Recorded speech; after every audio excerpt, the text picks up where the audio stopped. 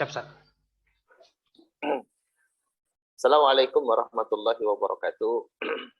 Waalaikumsalam warahmatullahi wabarakatuh. Alhamdulillah kafa wassalatu wassalamu asrafil anbiya wal mustafa wa ala alihi wa ashabihi wa man ihtada amma ba'd. Allahumma anfa'na bima 'allamtana wa 'allimna ma yanfa'una wa zidna ilma. Amin. Allahumma faqihna fid din wa 'allimna bita'wil. Para peserta kajian kitab Bidayatul Abid wa Kifayatul Zahid yang dimuliakan oleh Allah Subhanahu wa taala, alhamdulillah pada sore hari ini kita dapat kembali bermuajah walau melalui Zoom untuk kemudian mengkaji kitab Bidayatul Abid wa Kifayatul Zahid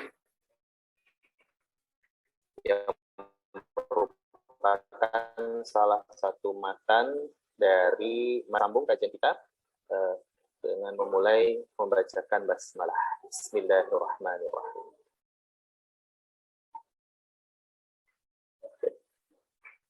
Saya izin nih.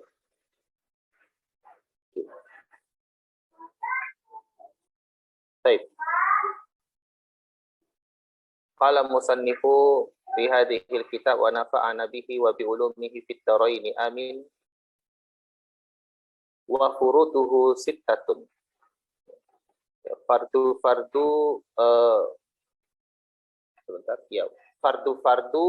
dari wudu itu ada 6. Ini menurut kitab Bidayatul Abid wa Kifayatul Zahid. Fardu dari wudu itu ada 6. Apa saja itu? Dikatakan di sini yang pertama adalah ghuslul wajhi, yakni membasuh atau mencuci wajah. Dan ini sesuai dengan firman Allah Ta'ala di dalam surah Al-Maidah, ya, faghsilu wujuhakum, ya, cucilah wajah-wajah kalian. Nah, wa minhu famun wa anfun, dan termasuk bagian wajah itu adalah mulut dan hidung. Nah, perkara ini ya, juga merupakan perkara yang khas atau mufradat di dalam mazhab. Jadi, mencuci mulut dan juga hidung dalam pandangan mazhab adalah wajib.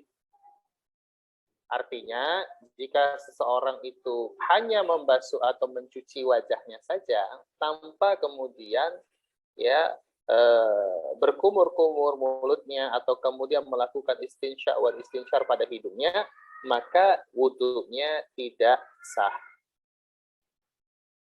Mazhab melandaskan hal ini terhadap hadis, ya, beberapa hadis yang menjelaskan tentang berwudu, ya, dengan menyatakan mulut dan juga hidung itu adalah wajah.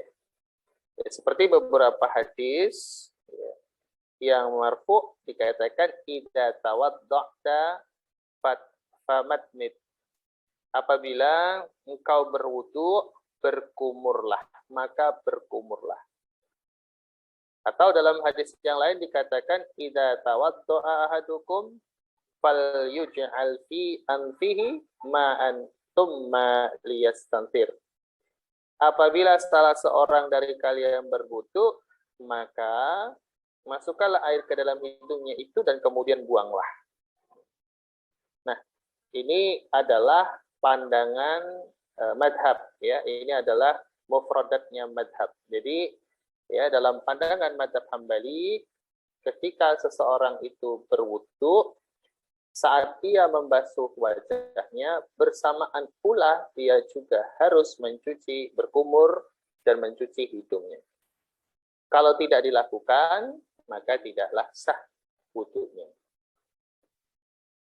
Selanjutnya, ya, fardu yang kedua dari berwudu adalah wa ghaslu yadaini ma'al mirfaqaini, mencuci kedua tangan sampai kepada sikunya. Nah, ini sama ya ketika ayat itu ya berbunyi wa aydiyakum ilal marafiq, dan kedua tangan-tangan kalian sampai kepada siku. Nah, jadi ketika dia berwudu, dia mencuci tangannya dimulai dari yang kanan, kemudian dia cuci dari bagian ujung kukunya, ya, dari begini sampai ke siku dan memutarnya. Begitu. Ada beberapa riwayat yang lain di pandangan mazhab yang lain mungkin dari atas ke bawah. Tetapi kalau mengamalkan beberapa hadis yang bisa dirujuk nanti di beberapa kitab hadis ahkam, ya, dari atas ke bawah. Jadi perkara yang luas. Perkara yang luas. Nah, kemudian dilanjutkan oleh musannif wa mashur ra'si kullihi, mengusap kepala, ya, mengusap kepala keseluruhannya. Maka di dalam mazhab Hambali, ya, mereka ya itu mengusap seluruh bagian kepala. Wa minhul udhunani, termasuk ya yang menjadi bagian dari kepala itu adalah kedua telinga. Kedua telinga. Maka ya telinga tadi juga harus dicuci. Nah, ini. Tadi ada yang sedikit terlewat ya ketika kita membahas tentang mencuci wajah. Nah, apa yang termasuk bagian wajah? Ya, yang termasuk bagian wajah itu adalah dari tempat biasa tumbuhnya rambut, ya, sini mungkin, sampai kemudian ya panjangnya adalah sampai bertemunya dua rahang kepada dagu. Nah, itulah panjangnya wajah. Kemudian lebarnya wajah itu adalah sampai ketemunya telinga dengan telinga. Nah, ini yang kemudian harus dicuci. Termasuk tadi apa? Mulut dan juga hidung. Kemudian yang kedua adalah tangan sampai ke siku, ya. Dengan juga memastikan dengan sela-selanya. Baru kemudian mengusap kepala keseluruhannya, keseluruhannya. Jadi kalau dalam pandangan mazhab itu dia menggunakan air mengusap dari depan ke belakang, kemudian dari belakang dikembalikan kepada tempat asal. Dan menggunakan bagi air yang lain ke telinga bagian luar. Itu begitu. Dan telinga tadi dikatakan adalah bagian dari kepala menurut pandangan mazhab. Selanjutnya yang keempat adalah dikatakan di situ wa ghaslur rijlaini ma'al ka'baini, mencuci ya kedua kaki sampai ke mata kaki. Sebagaimana ya firman Allah Ta'ala wa arjulakum ilal ka'bain, dan kaki-kaki, kedua kaki-kaki kalian hingga kedua mata kakinya. Nah, kemudian ada hadis Nabi ya berkaitan dengan hal ini.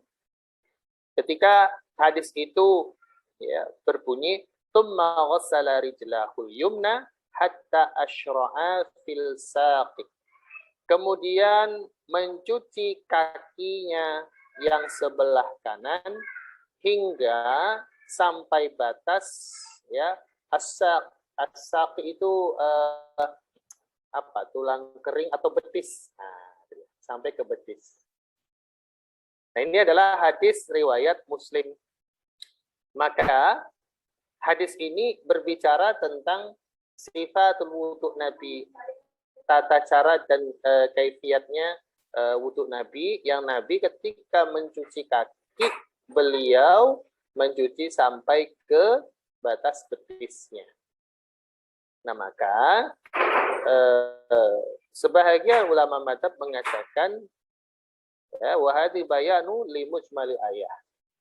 Bahwasanya hadis ini menjadi bayan ya menjadi penjelas dari kemujmalan ayat atau ke globalan ayat. Jadi ketika ayat tadi itu mengatakan wa arjulakum ilal ka'bain ya itu masih bersifat mujmal. Kemudian ada bayan ya penjelasan tambahan dari afalnya Nabi di dalam hadis di mana Nabi ketika mencuci kaki sampai kepada betis. Nah, itu begitu. Ini adalah ya fardu yang keempat di dalam berwudu. Nah, kemudian yang kelima adalah tertib. Ya, artinya berurutan tidak boleh berloncatan. Mengerjakan yang satu kemudian loncat ke yang lain tidak sesuai dengan urutan. Jadi hendaknya dia memulai dengan urut tadi kan, dengan membasuh wajahnya. Ini fardu-fardu ya. Nanti kalau kita bicara sunnah-sunnah wudhu ini lain lagi kasusnya. Ya. Makanya nanti kalau di dalam kitab Aksar atau kemudian di dalam kitab Undah itu nanti akan dijelaskan termasuk nanti membaca basmalah dan seterusnya. Nah, kemudian disambung tadi dengan tertib dan yang terakhir dari fardu wudu itu adalah muwalah. Mualah itu berkesinambungan, tidak putus. Kalau tertib tadi berurutan, kalau mualah ini artinya adalah berkesinambungan. Jadi Anda misalkan dia sudah membersihkan wajah, kemudian berkumur dan seterusnya, ternyata handphonenya berbunyi. Dan kemudian dia menghentikan sejenak berwudunya, menerima handphonenya. Begitu. Baru kemudian dia melanjutkan lagi. Nah, kalau kondisi seperti ini artinya yang bersangkutan berwudu dengan tidak mualah, tidak berkesinambungan. Ya, ada beberapa keterangan yang kemudian dijelaskan makna dari mualah itu apa. Ya, jangan sampai kering dari si bekas air wudu tadi itu dari anggota tubuh. Nah, ini disandarkan kepada sebuah hadis dari Nabi Shallallahu Alaihi Wasallam, ya, ketika Nabi Shallallahu Alaihi Wasallam itu melihat seorang laki-laki yang dia itu sholat, kemudian pada bagian kakinya ada bagian kulit yang kemudian tidak basah terkena air wudu. Maka Rasulullah SAW itu memerintahkan laki-laki tersebut untuk mengulang wudunya dan sholatnya. Maka dari sinilah ulama madhab memahami bahwa mualah itu menjadi fardu. Sehingga semua anggota tubuh tadi ketika dia berwudu setelah tertib, ya basah karena basuhan atau kemudian usapan, bersamaan tanpa ada yang kering, ya, diluan kering. Nah, ini berkaitan dengan fardu wudu. Kemudian disambung terakhir di situ adalah wa yasutani ma'a ghuslin. Ya, berkaitan dengan gugur keduanya. Ya, gugur keduanya wa yasqutani ma'al ghusli. Gugur keduanya, maksudnya yang gugur itu apa?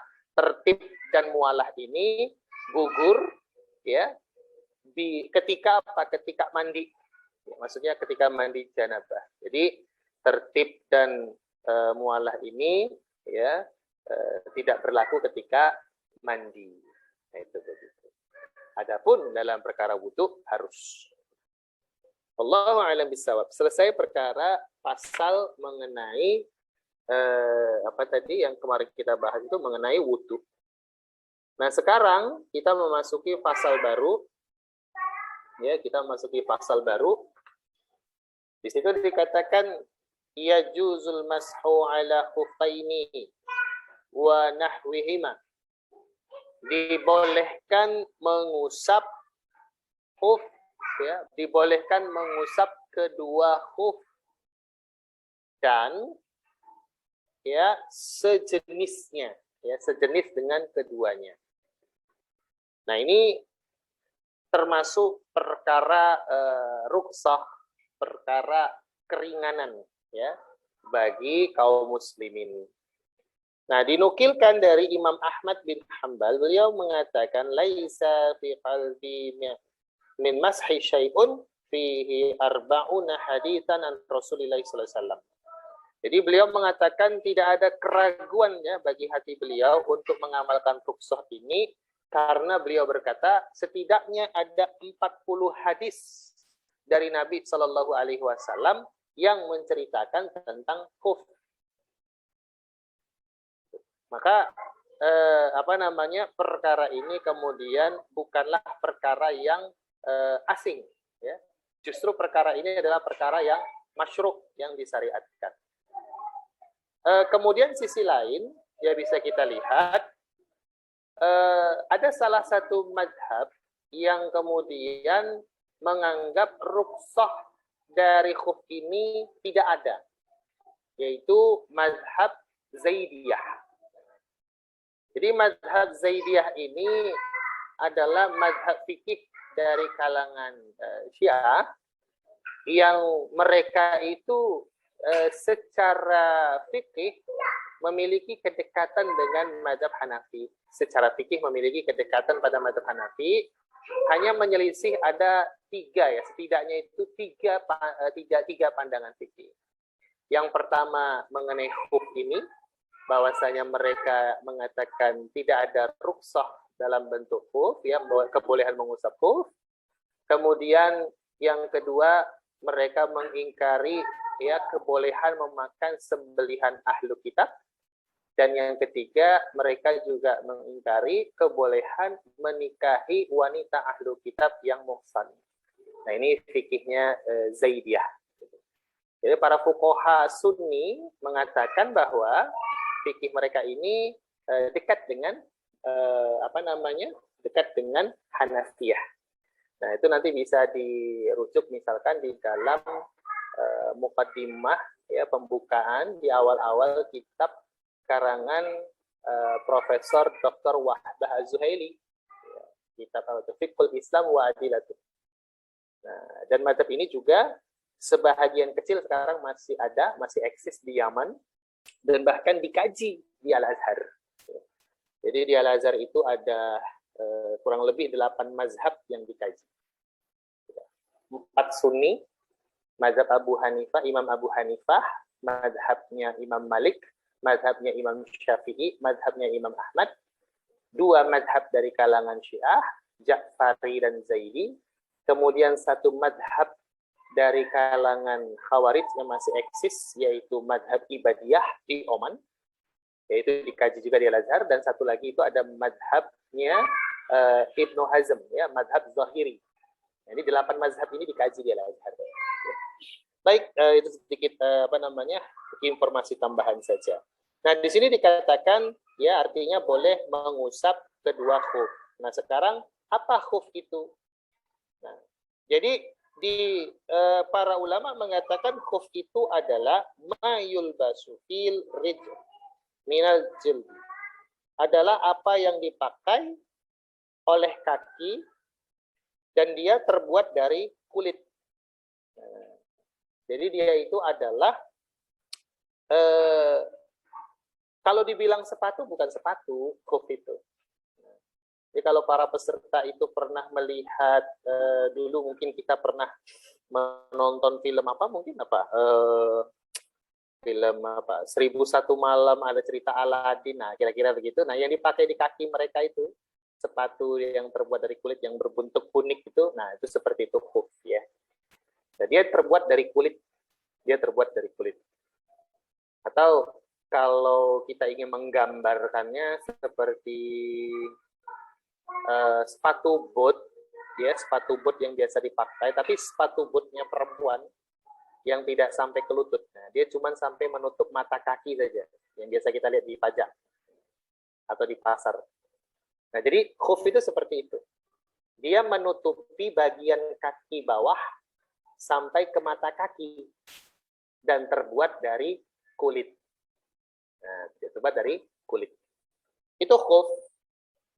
Kemudian di sini dikatakan wa nahwihima, serta yang semisalnya. Nah, kitab Al-Bidayah kemudian mengatakan boleh membasuh khuf yang tadi digambarkan seperti itu dan juga yang semisal dari khuf. Nah, yang semisal dari khuf ini apa? Banyak. Mulai dari sepatu, bahkan juga itu istilahnya jaurab, ya, kaos kaki tebal. Jadi di dalam madhab ya boleh ya mengusap kaos kaki tebal. Kalau sekarang kaos kaki tebal itu seumpamanya kaos kaki pemain bola tebal ya. Dia bisa saja terbuat dari katun atau wool ya, yang jelas dia tebal dan menutupi. Jadi dia tidak transparan seperti stocking. Nah, kalau stocking itu kan transparan, ini tebal. Itu namanya jaurab. Nah, ini berdasarkan hadisnya dari Al-Mughirah bin Syu'bah. Ketika ada hadis ya Rasulullah SAW tawaddu'a wa masaha ala jawrabaini wa na'laini. Bahwasanya Rasulullah SAW berwudu kemudian membasuh jaurabnya ya beserta dengan na'laini, sandalnya. Ya, kedua kaos kaki dan jadi Rasulullah itu menggunakan jaurab ya membungkus kakinya. Kemudian setelah menggunakan seperti kaos kaki itu kainnya membungkus tebal begitu, kemudian menggunakan naklah ya, sandal ikat. Nah, itu. Walaupun hadis ini memang banyak juga dinilai oleh beberapa ulama hadis sebagai hadis yang dhaif. Namun sebahagian ulama lain mengatakan hadis ini tidak sampai kepada hadis dhaif, ya, tapi dia adalah hadis yang sifatnya hasan sahih. Bahkan kemudian Ibnu Munzir berkomentar ya bahwasanya hadis ini menjadi dalil kebolehan membasuh jaurab. Dia ada khilaf dalam penilaian ini. Jadi di dalam kitab Qawaidul Asasiyah di Mustalahul Hadits yang dikarang oleh Dr. Muhammad Sayyid Muhammad bin Alawi. Nah, di situ ada pembahasan dalam masalah tentang hadis dhaif. Nah, salah satu hadis yang dicontohkan itu hadis mengenai jaurab ini. Nah, beliau menilai hadis ini hadis yang dhaif, hadis riwayat Abu Daud ya. Sebenarnya bukan hanya Abu Daud sih yang mengeluarkannya, ada juga di dalam riwayat Imam Ahmad dan Tirmizi, tapi yang beliau contohkan di situ adalah yang diriwayatkan oleh Imam Abu Daud. Itu ada kelemahan. Ya, kelemahan. Maka beliau menolak itu. Dan mungkin ini memang kecenderungan beliau sendiri ya, bermazhab Maliki ya. Nah, ini perkara khilaf saja. Namun kalau ditanya bagaimana menurut pandangan mazhab Hambali, bolehkah membasuh kaos kaki tadi yang tebal yang menutupi kaki ya, maka jawabannya boleh. Nah, itu begitu. Jawabannya boleh. Dan kalau kita kembali kepada usulnya mazhab ya, di dalam pandangan mazhab ya, andai itu adalah hadis yang dhaif selama kedhaifannya tidak parah dan dia tidak menyelisihi hadis-hadis yang lebih pokok ya, hadis-hadis yang usul, maka dia diamalkan. Lebih didahulukan diamalkan ya, bersama dengan hadis mursal misalkan daripada melakukan qiyas.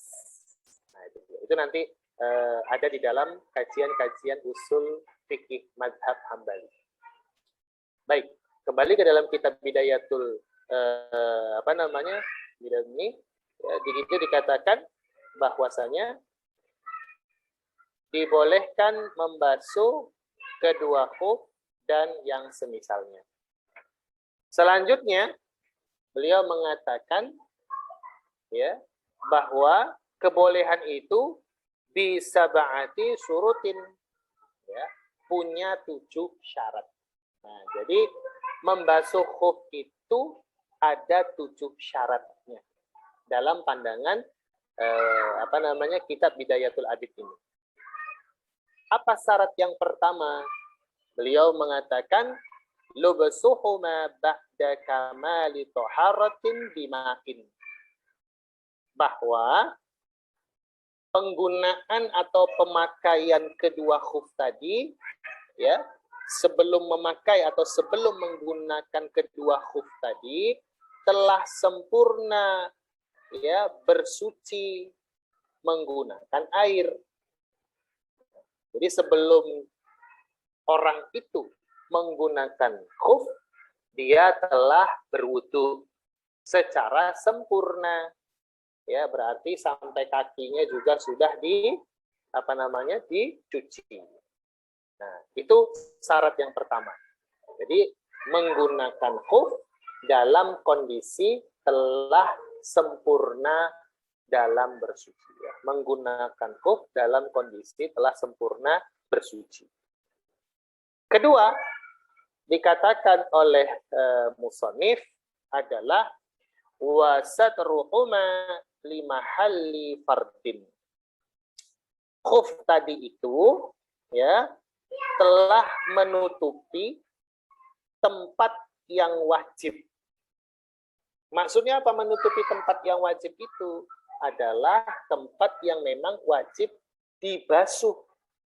Jadi kalau pada kaki, berdasarkan ayat tadi soal Maidah itu, yang wajib dibasuh itu adalah sampai kepada mata kaki. Nah, maka khuf menutupi itu, menutupi sampai mata kaki. Sempurna dia menutupi mata kaki. Artinya kalau dia dari kulit, maka kulitnya tidak boleh yang transparan. Atau misalkan kalau sekarang mungkin kita kenal ada namanya sendal sepatu. Sendal sepatu, ya. Bagian depannya itu seperti sepatu, tapi bagian belakangnya itu dia terbuka, ya. Terkelupas, ya, terbuka, atau diikat cuma dengan tali saja. Itu namanya sendal sepatu. Maka andai bagian depannya menutupi sampai mata kaki, tapi di belakangnya ternyata memperlihatkan tumit, nah maka kondisi yang seperti ini dia tidak menutupi dengan sempurna, ya, tempat-tempat dari bagian kaki yang wajib dibasuh. Maka tidak berlaku membasuh khuf padanya. Itu yang kedua. Ya. Yang pertama tadi adalah menggunakan khuf dalam kondisi telah sempurna dalam bersuci. Yang kedua adalah khuf itu telah menutupi semua tempat yang wajib dibasuh dari kaki. Kemudian selanjutnya yang ketiga dikatakan wa in kanu masyin bihima urfan. Memungkinkan untuk dipergunakan khuf tadi, memungkinkan untuk menggunakan khuf tadi, ya, berjalan, ya, sesuai dengan kebiasaan. Jadi bukan sepatu hiasan, ya.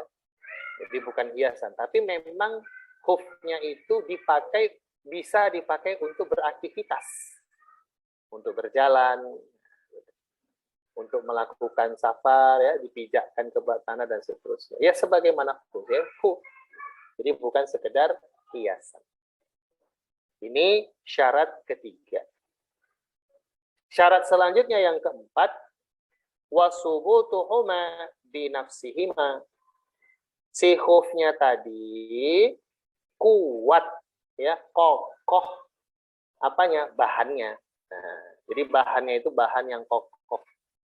Jadi bukan bahan yang kemudian kalau misalkan dipakai berjalan, ya, atau terkena panas sedikit baru kena air, lekang dia, terbuka jahitannya. Nah, itu tidak bisa. Maka itu tidak memenuhi syarat untuk mendapatkan rukhsah mengusap khuf. Berarti sudah ada 4 syarat.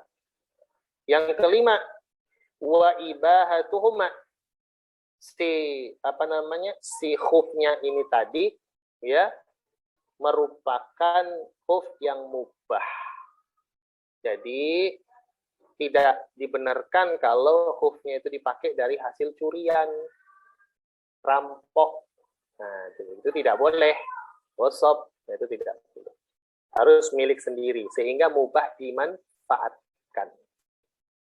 Kemudian wa taharatu ainihima.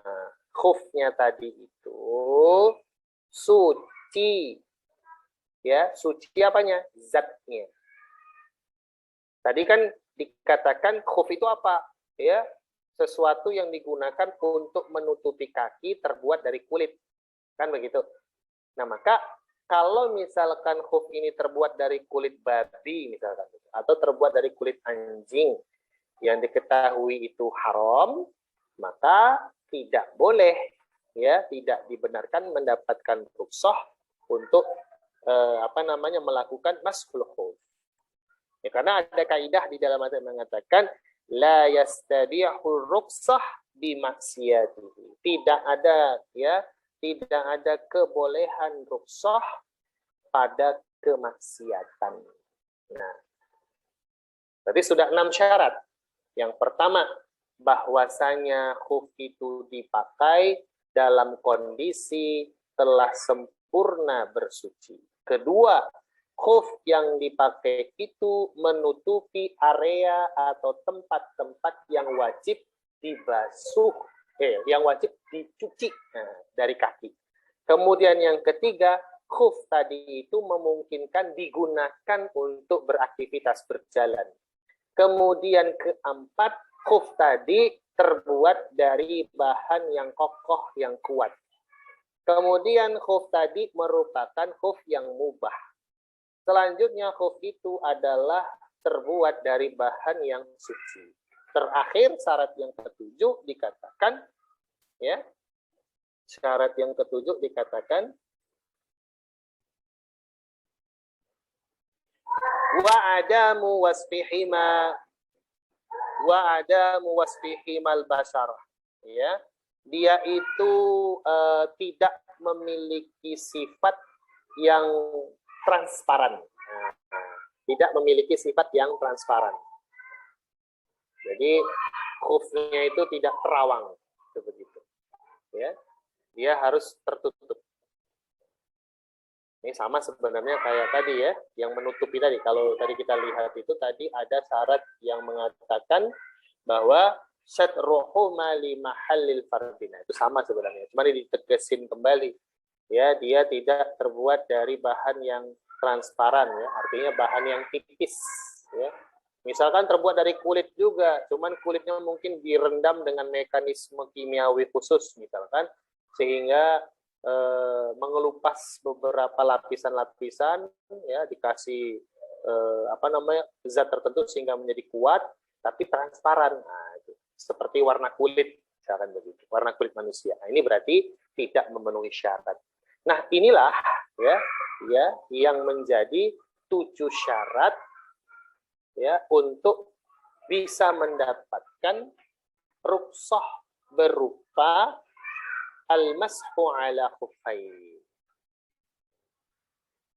Selanjutnya, para peserta yang dimuliakan oleh Allah Subhanahu wa taala, kita akan membahas tentang masih dengan khuf ini, tapi tentang lama, ya, durasi waktu kebolehan melakukan pengusapan khuf itu. Dikatakan fayamsahu muqimun wa'asin bisafarihi min hadatin ba'da lubusin yauman wa lailatan. Nah, membasuh khuf ini, maka membasuh khuf ini bagi orang yang mukim, orang yang tinggal, orang yang berdomisili, dan juga orang yang asin bisafarihi, orang yang dia melakukan safar tapi bermaksiat, ya, orang yang bermaksiat dalam safarnya. Nah, gitu ya. Maka itu, ya, min hadatin ba'da luwutin, terhitung atau dimulai dari ia berhadas setelah memakainya. Dan itu selama 1 hari 1 malam. Jadi misal nih, dia orang yang safar tapi tujuannya maksiat, mau ikut perlombaan judi online, atau dia mau ikut turnamen lomba minum khamr misalkan begitu. Nah, dia pakai khuf. Lantas, kapan kita bisa menghitung waktu 1 hari 1 malam yang menjadi rukhsah mereka ini untuk melakukan khuf? Maka terhitung dari pertama sekali dia berhadas. Nah, misalkan ya dia sebelum berangkat sudah sempurna tadi kan wudhunya, dia pakai khuf, kemudian dia jalan, ada mungkin setengah atau 30 menit, sesak kencing. Misalkan begitu kan berhadas itu, dia kencing. Nah, kemudian dia berwudhu misalkan. Ini namanya contoh ya, contoh. Dia kemudian berwudhu di situ. Nah, maka terhitung dari waktu itulah 1 hari 1 malam ke depan rukhsah mengusap khuf itu berlaku. Jadi kalau dia keluar dari rumah jam 7 tepat dia keluar dari rumah, mau safar, walaupun safarnya maksiat tadi kita kira, nah kemudian dia sesak kencing setengah jam kemudian, nah maka ya kalau hitungan 1 hari 1 malam itu adalah 24 jam, gitu, maka kurang lebih ya berlaku ya keringanan dari syariat untuk melakukan pengusapan khuf atas diri orang seperti ini adalah sampai nanti pukul berapa? Sampai pukul 7:30 esok harinya. Karena dia kan mulai dihitung tadi sejak dia berhadas pertama sekali setelah menggunakan khuf, yaitu dia berangkat jam 7, kemudian 30 menit kemudian dia baru berhadas. Nah, kira-kira begitu. Ini durasi waktu ya keringanan bagi yang dia mukim serta orang yang safar tapi bermaksiat. Nah, kalau dia itu ternyata adalah musafirun safara qasrin, ya, lam ya'si bihi, dia seorang musafir yang safarnya itu ya qasrin, maksudnya safarnya itu menjadikan dia juga mendapatkan rukhsah qasar dan tidak dengan tujuan bermaksiat. Nah, maka rukhsah bagi orang seperti ini untuk mengusap khufnya adalah 3 hari 3 malam. Salasatan bilayalihinna. Jadi dia safar, jarak safarnya itu adalah jarak yang memungkinkan dia boleh qasar. Nah, berapa itu jarak yang membolehkan dia untuk qasar? Ya, 4 barid atau 16 farsakh. Kalau di hadis begitu. Berapa itu kira-kira konversinya ya? 90-an kilometer, atau ada lagi yang mengatakan 88, sekian kilometer. Jadi ketika ukuran-ukuran ini dikonversi dalam ukuran modern, ini berbeda-beda ya. Nah, tapi kalau patokannya berdasarkan nas itu adalah 4 barid, yang 4 barid itu sama dengan 16 farsakh. Jadi kalau ada orang yang safar, dan jarak safarnya itu adalah ya lebih besar sama dengan 4 barid atau lebih besar sama dengan 16 farsakh tadi, dan tidak dengan tujuan untuk maksiat, maka dia mendapatkan rukhsah untuk membasuh khuf itu selama 3 hari 3 malam. Nah, jadi ada perbedaan ya, untuk orang yang mukim bersama dengan orang yang safar tapi dengan tujuan maksiat, dia rukhsah mengusap khufnya itu 1 hari 1 malam. Kalau yang dia ini untuk safar tapi tidak untuk maksiat, itu 3 hari 3 malam. Nah, jadi orang mukim apa memang boleh membasuh khuf? Udah boleh, ada hadisnya. Ya. Ya, tapi batasnya tadi 1 hari 1 malam. Misalkan ya dia berada di gurun, ya, musim dingin sekali. Nah, dia menutupi kakinya itu dengan misalkan khuf atau yang semisalnya, kalau kaki yang tebal sangat tadi. Maka dalam kondisi dia di tempat itu tidak kemana-mana, di rumah saja, ya, karena dinginnya tadi, dia kemudian mendapatkan rukhsah untuk mengusap kufnya, ya, mengusap kufnya, itu boleh. Ya. Nah, selanjutnya dikatakan di dalam kitab, ya, di dalam kitab dikatakan di situ, falau masaha fi safarin thumma aqama. Adapun pembasuhan, ya, fi safarin bagi orang yang safar, thumma aqama, kemudian dia bermukim.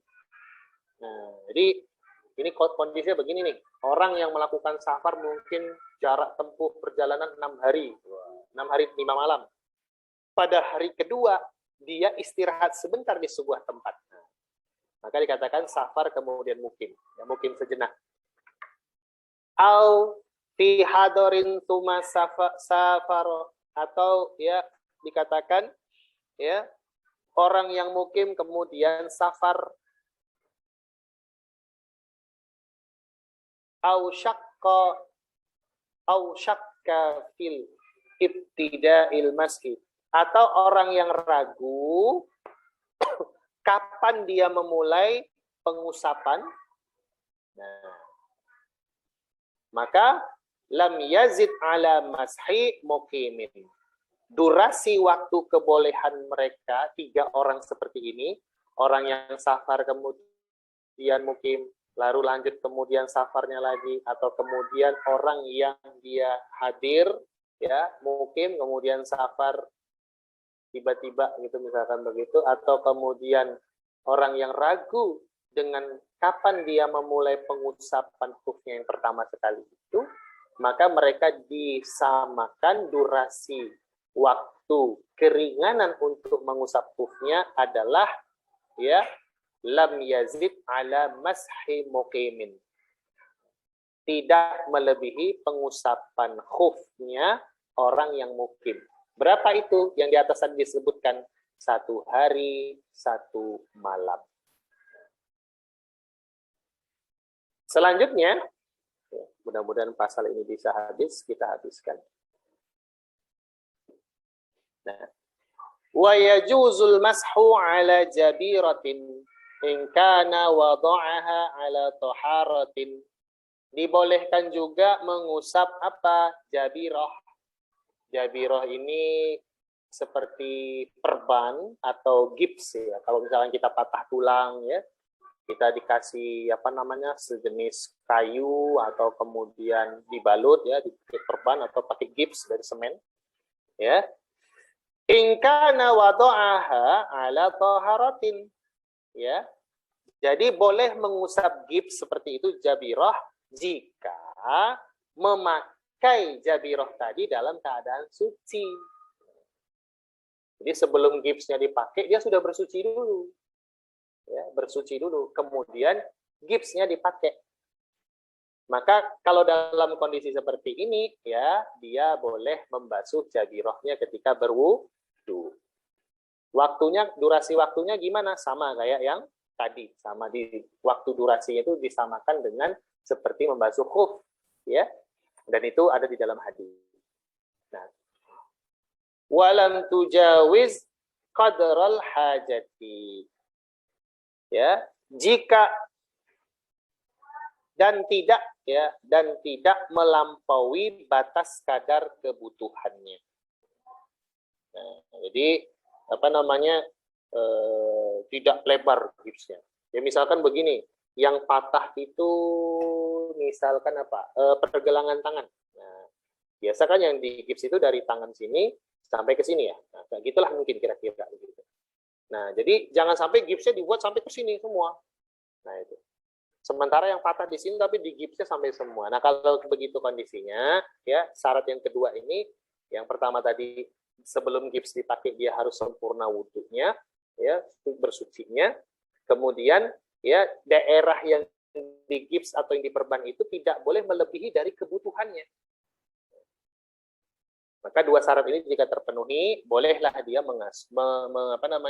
mengusap jabirah atau gipsnya. Wa in jawazathu, jika melampaui batasnya, au kana wada'aha ala ghairi taharatin, atau dia memakai jabirah tadi dalam kondisi tidak suci, wajib naz'uha, wajib melepaskannya. Jadi wajib melepaskannya ini dalam mana apa? Ya, dia tidak mendapatkan rukhsah. Nah, itu begitu. Tidak mendapatkan rukhsah, kebolehan mengusap gips tadi. Fa in khafa dororon, maka jika ia merasa khawatir mudorot, tayammama ma'a mashi maudu'atin ala taharatin mujawizatin mahallal hajah. Maka ia bertayamum disertai dengan mengusap lukanya sebatas kebutuhan.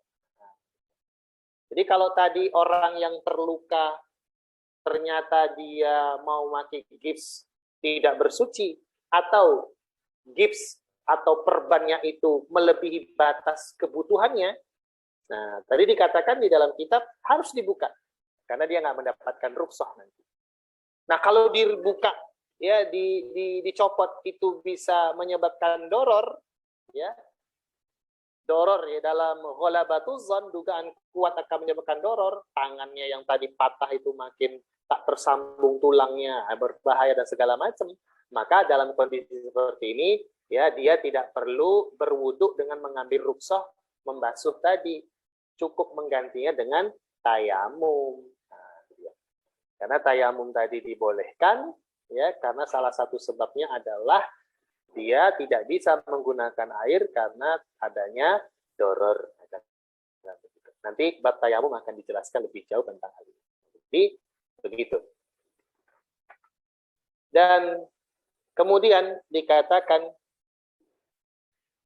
wa in zahara ba'du mahalli fardin, jika tampak sebahagian tempat pada anggota yang wajib, ya maksudnya anggota yang fardu yang wajib ini tadi 4 anggota badan yang di dalam surah Al-Maidah ayat 6 tadi yang harus dibasuh, ya wajah, kepala, tangan sampai siku dan kaki sampai mata kaki. Au hasala ma yujibul ghusla, atau adanya sesuatu yang mewajibkan mandi. Au inqadatil muddatu, atau habisnya masa pengusapannya. Ya, tadi ada durasi waktu tadi 1 malam dan 3 hari 3 malam. Batalal wudu'u, maka batallah wudu'nya. Nah, ini masih sambungan dari jabirah tadi, ya. Jadi yang membatalkan kebolehan dari pengusapan jabirah ada 3. Tadi tampak sebagian tempat pada anggota yang wajib. Kemudian yang kedua, ya mewajibkan mandi, ya misalkan dia junub atau habis masa pengusapan. Nah, maka dalam kondisi seperti ini batalah pengusapan jabirah. Wallahu alam, ini yang bisa disampaikan dari pasal tentang membasuh khuf ya dan jabirah atau perban. Saya kembalikan kepada host, silahkan jika ada yang ingin didiskusikan, mungkin 1 atau 2 pertanyaan karena waktunya terbatas. Ya, syukran jazakallahu khairan pada peserta sekalian. Jika ingin bertanya, persilakan 1 atau 2 pertanyaan. Assalamualaikum Ustaz. Assalamualaikum. Mau nanya tadi kan safar kemudian mukim sejenak, maksudnya dia ketika dalam perjalanan tuh disebut bisa mukim sejenak tuh berapa lama dia mampir? Misalnya apakah mampir sehari apa cuman mampir sejam sudah disebut mukim sejenak gitu Ustaz? Nah, biasanya ini dia nyinggah gitu, nyinggah untuk menginap atau nyinggah untuk berkunjung. Nah, jadi tidak dilihat dengan waktu. Bahkan ada juga yang berpendapat itu, misalkan dia sudah menghadirkan niat. Misalkan begini, nanti pokoknya kalau udah sampai ketemu batas kota ini, sebentarlah istirahat di sini. Itu sudah dikatakan. Ada ulama mengatakan itu udah mukim itu, udah mukim. Ya, karena dia sudah membatalkan niat safarnya gitu. Atau misalkan dia memang berniatnya gini, aku mau melakukan perjalanan ke Jakarta lewat darat, nanti pokoknya kalau ke Lampung singgah ke rumah kerabat saudara bulan gitu. Itu udah tuh gitu. Nah, seperti itu. Jadi tidak ke jamnya. Memang ada juga ya tidak pada waktu yang tidak dibatasi dengan waktunya. Ada juga yang kemudian membatasi dari waktu ya. Misalkan kalau dia cuma duduk sekejap tidak sampai 1 hari 1 malam tidak dihitung mukim. Nah, itu begitu ada juga. Ini perkara yang luas. Ya, perkara yang luas. Wallahu a'lam bishawab. Ya. Mungkin dari terus silakan jika ada pertanyaan satu lagi. Satu lagi Ustaz. Tadi terkait 7 syarat khuf tadi kan salah satunya mubah. Nah, mubah itu maksudnya apa Ustaz? Ya, jadi maksudnya mubah itu si khuf tadi diperoleh dari cara-cara yang diperbolehkan oleh syariat. Nah, bukan dari mencuri, bukan dari merampok, bukan dari menipu. Nah, itu maksudnya mubahnya di situ. Jadi kita memiliki si khuf tadi dengan sesuatu yang diperbolehkan oleh syariat. Nah, apa yang diperbolehkan dari syariat? Jadi berpindahnya kepemilikan itu dibolehkan oleh syariat karena apa?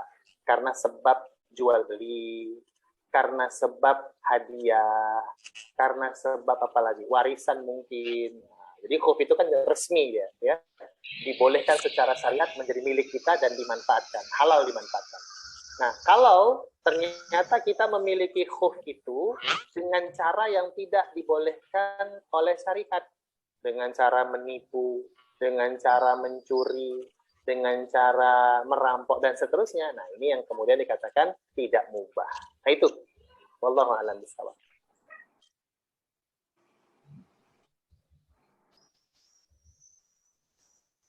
Baik, pada pertanyaan kalian sudah jelas? Kalau ada yang bertanyakan?